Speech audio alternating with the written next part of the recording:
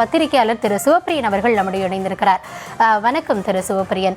அதாவது அதிமுக பாஜக கூட்டணி இது ஆரம்பமாவதற்கு முன்னாடி இருந்தே அண்ணாமலை அவர்களை தலைவர் பதவியிலிருந்து விலகினது தொடர்ந்து அதுல ஒரு விமர்சனம் முன்வைக்கப்பட்டுட்டே வந்தது. நேற்றைய தினம் செய்தியாளர் சந்திப்புல கூட அவர் சொல்றப்போ எனக்கு தனிப்பட்ட கருத்தா பல இருக்கு, ஆனா அதெல்லாம் நான் பொதுவெளியில பேசல அப்படின்ற அந்த துணியில தான் பேசியிருந்தாரு. ஸோ நீங்க டைரக்டா சொல்றதோ இல்ல இந்த மாதிரி பேசுறதோ அதுல உங்களுக்கு ஒரு அதிருப்தி இருக்கிறது தானே பொதுவெளியில காட்டும்.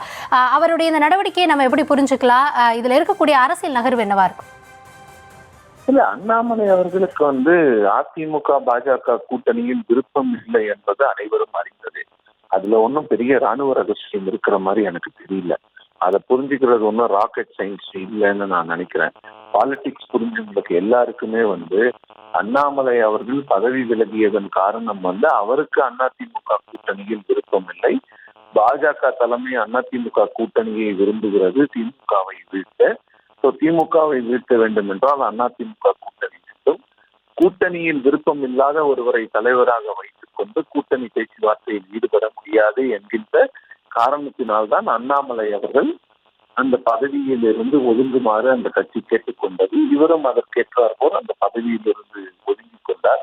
அதன் பிறகு அதிமுகவில் இருந்து பாஜகவுக்கு வந்த திரு நயினார் நாகேந்திரனை அவர்கள் தேர்ந்தெடுத்தார்கள். அவரை தேர்ந்தெடுத்ததற்கான மிக முக்கிய காரணம் என்னவென்றால் அவர் அதிமுக தலைவர்களுடன் ஒரு நல்ல உறவில் இருப்பார், ஒரு நல்ல அண்டர்ஸ்டாண்டிங் இருக்கிறார் என்றதுக்காக மட்டும்தான் அவர் தேர்ந்தெடுக்கப்பட்டார். அப்படி இருக்கிற சூழ்நிலையில அண்ணாமலை அவர்களுடைய கருத்துக்கள் எனக்கு பெரிய ஆச்சரியம் அளிக்கல.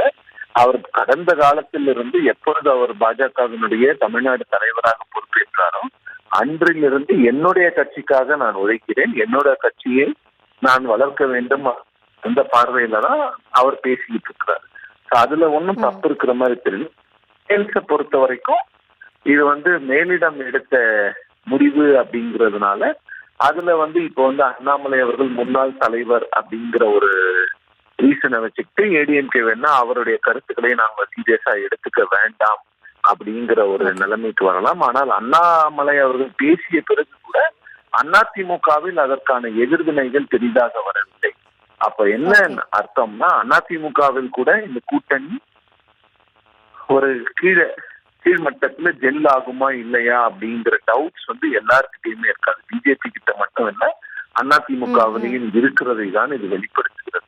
இந்த அலையன்ஸ் ஜெல் ஆகாது அப்படின்னு நிறைய பேர் சொல்றதுக்கு காரணம் என்னன்னா, ரெண்டு பேருக்குமே ஒருத்தரை ஒருத்தர் நம்பாமல் இருக்கக்கூடிய அந்த சிண்ட்ரோம் இருக்கு.